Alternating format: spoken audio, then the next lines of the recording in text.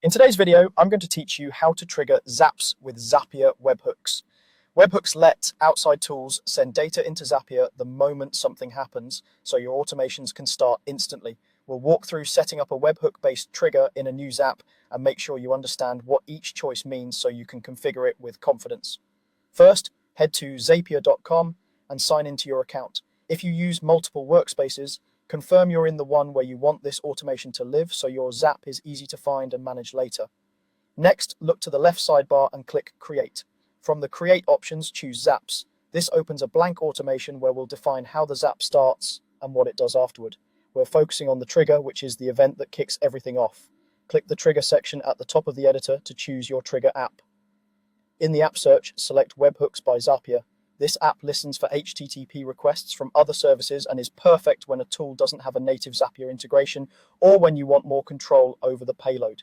Now choose the trigger event. Select the option that fits how your source will send data. Catch hook is the most common when you're sending JSON. Catch raw hook is useful if you need the unparsed body, and other choices exist for specific use cases. Pick the one that matches your setup so the incoming data is formatted the way you expect it to be in Zapier. Click Continue. At this point, Zapier will show configuration details for your webhook, including the fields relevant to your chosen event.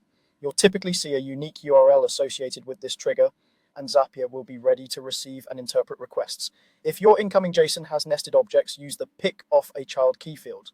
This tells Zapier to drill into a specific key in the payload, such as data or event, so your sample and field mapping are cleaner. If you're unsure or your payload is already flat, you can leave this empty, and Zapier will use the top level structure. Click Continue to proceed. Zapier will display a sample record so you can preview the fields it recognized. Review the keys and values to confirm they match what you expect to receive from your source system.